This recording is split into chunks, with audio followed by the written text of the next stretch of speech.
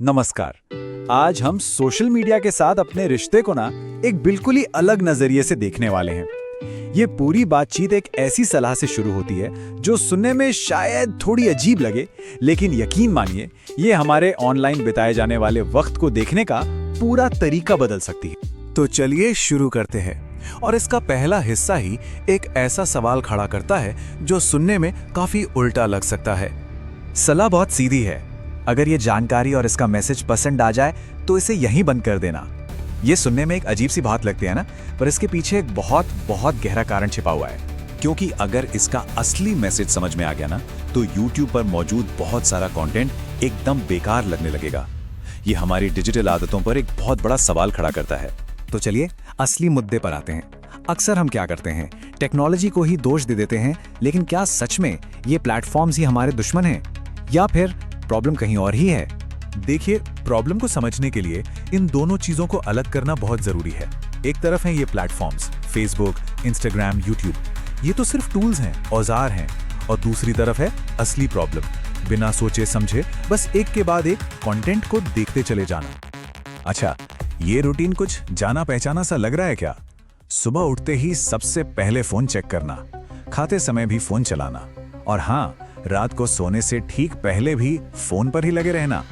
ये एक ऐसा चक्कर है जिसमें आज ज्यादातर लोग फंस चुके हैं। और इस पूरे चक्कर का नतीजा क्या निकलता है? अक्सर यही शिकायत सुनने को मिलती है कि यार टाइम ही नहीं मिलता। मजे की बात देखिए, हमारा टाइम कहाँ जा रहा है ये तो हमारी आंखों के सामने ही होता है, हमारी स्क्रीन पर।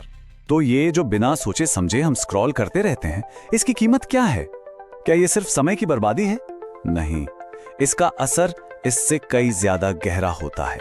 सोशल मीडिया पर हमें अक्सर दिखता क्या है?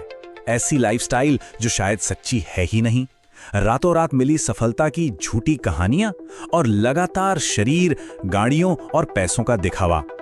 ये सब मिलकर ना एक तुलना का, एक कंपैरिजन का जाल बुन देता है। एक वीडियो भले 30 सेकंड का हो, लेकिन उसका हमारे दिमाग पर असर महीनों तक रह सकता है। और ये धीरे धीरे हमारे आत्मविश्वास और मन की शांति को खत्म कर देता है। अब इस बात को जरा ध्यान से समझिए।